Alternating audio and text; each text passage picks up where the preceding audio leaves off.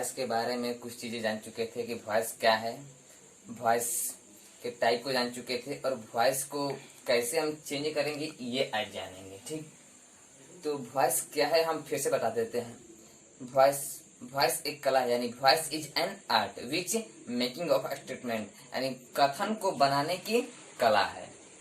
Voice के 2 type थे, active voice, passive voice. अब उसको एक्टिव से पैसिव में चेंज करने के लिए रूल को देखेंगे। तो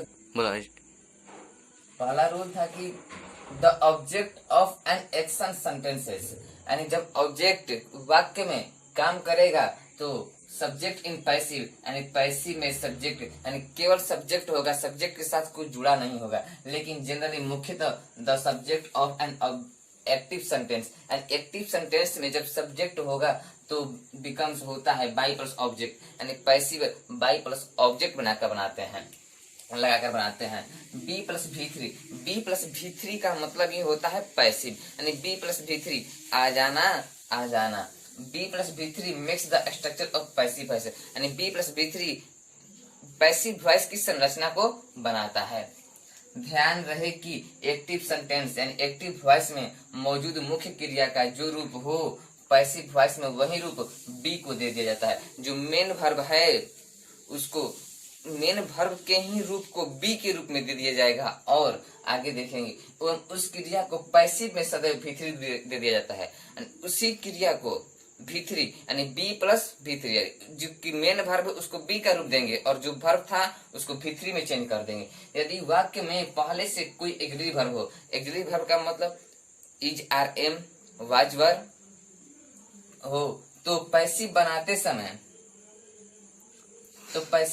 समय उसे ज्यों का त्यों सब्जेक्ट के अनुसार, यानी सब्जेक्ट के अनुसार कहने का मतलब ये है कि नाउन सिंगुलर होगा तो वर्ब भी सिंगुलर आएगा, नाउन प्लुरल होगा तो वर्ब भी प्लुरल आएगा। अब कैसे हम पहचान करेंगे कि सिंगुलर और प्लुरल कैसे है? तो नाउन जन्म से सिंगुलर होता है और उसमें यस या यस लगाकर प्लुरल बनाते हैं, लेकिन वर्ब जन्म से प्लुरल होता है, उसमें यस या यस लगा करके सिंगुलर बनाते हैं। ठीक, अनुसार रखते हुए मुख्य क्रिया का पुनः बी प्लस भी थ्री, यानी एक्सिलरी वर्ब ज्यों का त्यों रहेगा, लेकिन जो मेन वर्ब है मेन वर्ब को बी प्लस भी थ्री के रूप में चेंज कर देंगे। ध्यान, 5वां रूल, ध्यान रहे कि किसी पैसिव संरचना के तहत बी के मुख्य रूप का रूप परिवर्तन नहीं किया जाएगा। यानी बी के मुख्य रूप का मतलब होता है बी, बीन, बीन, यानी बी का मुख्य रूप, ये तीनों ही रूप पर पूरे पैसिव वॉइस का संरचना चलेगा। ठीक, अब देखेंगे उसके स्ट्रक्चर को। तो ये एक्टिव से पैसिव बनाने के स्ट्रक्चर है, सब्जेक्ट, वर्ब, ऑब्जेक्ट। हम बता चुके थे पिछले वीडियो में कि क्रिकेट खेलते समय जब 1 रन मारा जाता है तो स्ट्राइक नॉन स्ट्राइक के पास और नॉन स्ट्राइक स्ट्राइक के पास चला जाता है, लेकिन रन का नाम क्या रहेगा? तो बाई। ठीक, यानी ये मारा 1 रन, रन का नाम be plus be three plus by plus by plus subject, run का नाम बाई। ठीक, वर्ब को चेंज कर दिया हमने बी प्लस भी थ्री में, सब्जेक्ट आ गया ऑब्जेक्ट, यानी strike non strike, non strike strike, non strike strike की जगह पर स्ट्राइक नॉन स्ट्राइक की जगह, यानी सब्जेक्ट नॉन स्ट्राइक चला गया और ऑब्जेक्ट जो नॉन स्ट्राइक था वो स्ट्राइक पर आ गया, यानी पहले आ गया। ठीक, बात समझ में आया? अब मैं इसके लिए बी का रूप याद करना बहुत जरूरी है, क्योंकि बी के रूप याद रहेंगे तभी उसको हम रूप परिवर्तन कर सकते हैं। तो हम बी के रूप को दोहरा देते हैं। तो बी का V1 हो जाएगा am are be, V2 was were, V3 being, V4 being और V5 इज। ठीक,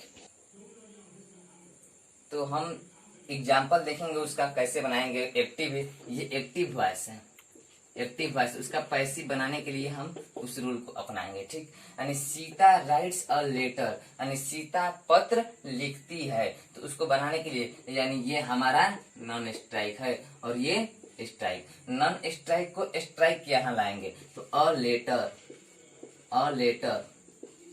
लेटर इज क्योंकि ये सिंगुलर नाउन है तो अ लेटर इज, राइट का होता है V3 written, a letter is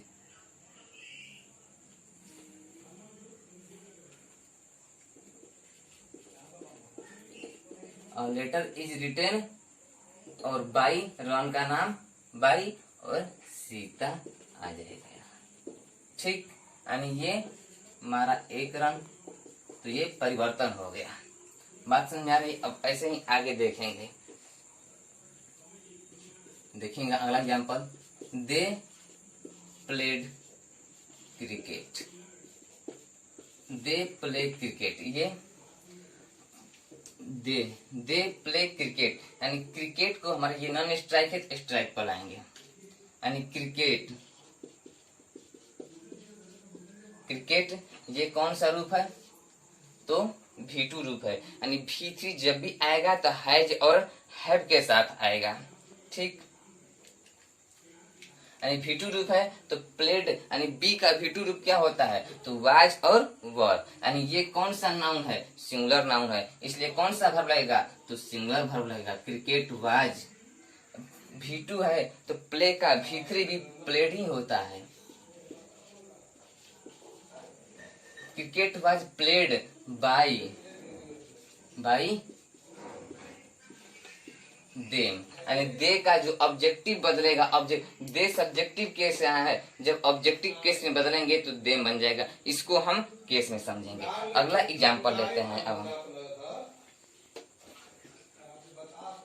we shall take a bath, we shall take a bath, इसको अब बदलते हैं।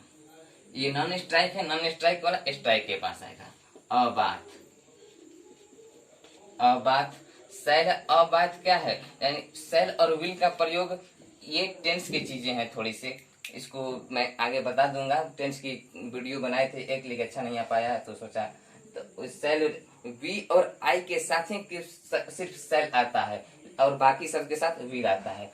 तो आई बात, अबात विल, यानी जो हम रूल में था कि एक्सिलरी वर्ब को, एक्सिलरी वर्ब यानी मॉडल वर्ब कुछ भी हो तो उसको ज्यों का त्यों रख देते हैं। किसके अनुसार? तो सब्जेक्ट के अनुसार।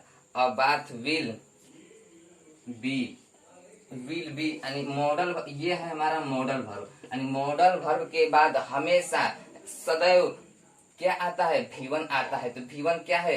विल, विल के बाद V1 आया तो बी हो जाएगा। मॉडल वर्ब के बाद हमेशा हमेशा V1 आएगा। टेक का V3 क्या होगा? टेकन बाय अस, वी का अस। ठीक, अब बात समझ में आ रहा है कुछ कुछ, यानी हमें इसके लिए टेंस के स्ट्रक्चर को रटने की आवश्यकता नहीं है, बल्कि हम B प्लस V3 को चेंज करके ही बना सकते हैं। ठीक, अब देखेंगे अगला एग्जाम्पल, ही इज स्पीकिंग,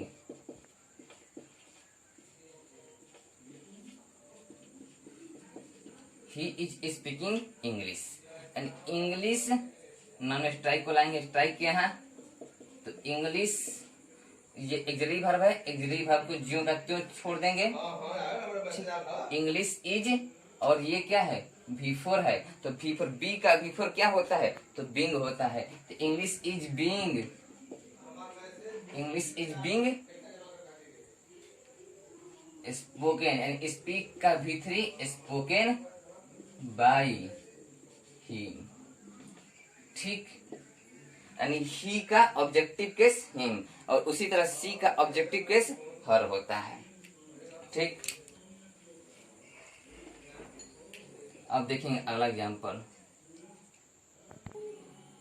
अब अगला एग्जाम्पल देखेंगे, सी वाज टीचिंग इंग्लिश, इसका बनाएंगे हम। तो इंग्लिश यानी नॉन स्ट्राइक स्ट्राइक के पास आएगा। इंग्लिश वाज यानी एक्सिलरी वर्ब, एक्सिलरी वर्ब के रूप में आया है तो इसको जियो का त्यों छोड़ देंगे। अब हमारा टीचिंग क्या है? V4 है, तो V4 यानी बी का V4 क्या होगा? तो बिंग होगा, बिंग होगा। और टीच का डॉट V3 TAUGHT, यानी ये क्या है, B का रूप है और ये V3, यानी ये हमेशा आएगा। B प्लस V3 का ही अर्थ होता है पैसिव। जहां भी दिखे B प्लस V3 वह एक्टिव नहीं पैसिव कहलाएगा। डॉट बाई हर, यानी C का हर। ठीक, तो अगला एग्जाम्पल पे आते हैं। अब Sita will be writing a letter. Sita will be writing a letter, यानी अब इसको हम चेंज करें तो अ लेटर, इसके साथ भी विल आएगा ही। A letter will be before being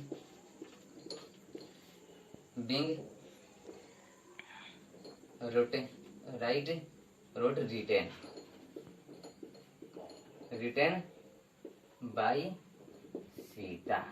ठीक, यानी ये बी यानी ये V1 है और ये V4 है, ये एक साथ B का रूप नहीं आ सकता है क्योंकि एक जंगल में दो शेर नहीं हो सकते हैं। ये हम बताए हुए थे कि B के रूप का पुनरावृत्ति नहीं होना चाहिए, इसलिए ये स्ट्रक्चर लोग लिखवाते नहीं है, कहते हैं कि नहीं होता है बस। लेकिन ये हम दिखा दिए कि परफेक्ट कंटिन्यूअस टेंस का पैसिव वॉइस नहीं बन पाता है क्योंकि B का रूप पुनरावृत्ति होने लगता है, रिपीट होने लगता है।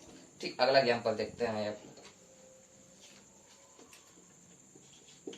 We have taken a bath. अब देखते हैं अ बाथ हैव है तो अ बाथ के साथ है जाएगा, सिंगुलर आएगा, सिंगुलर नाउन के साथ सिंगुलर वर्ब आएगा। हैज टेकन यानी V3 है, क्योंकि हैव और हैज के साथ जब भी आएगा तो V3 यानी एक ही रूप, V2 और V3 में एक ही रूप होता है, लेकिन जब V3 सिर्फ अकेले आए तो उसको V2 समझा जाता है, लेकिन यदि हैव और हैज के साथ वर्ब आए तो उसको V3 समझेंगे। अब bath has been taken by us. ठीक, ये V3 हुआ और ये टेक का V3 ही टेकन होता है।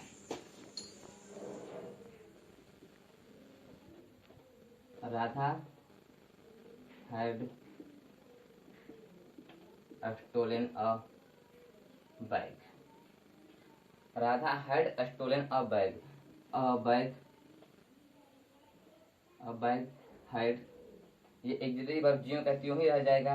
अ बैग हैड स्टोलन क्या है, V3 है, हैड के साथ आया है, पास्ट फॉर्म है, तो स्टोलन का यहाँ पे बीन होगा, बी का तीसरा रूप बीन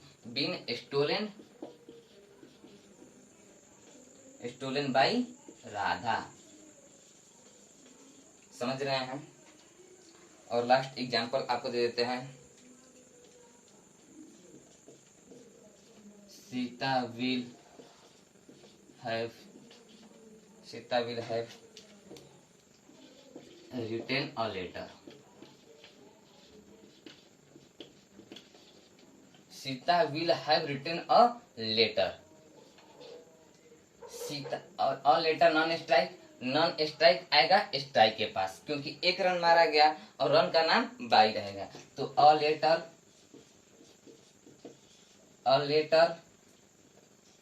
लेटर के साथ विल आएगा, विल हैव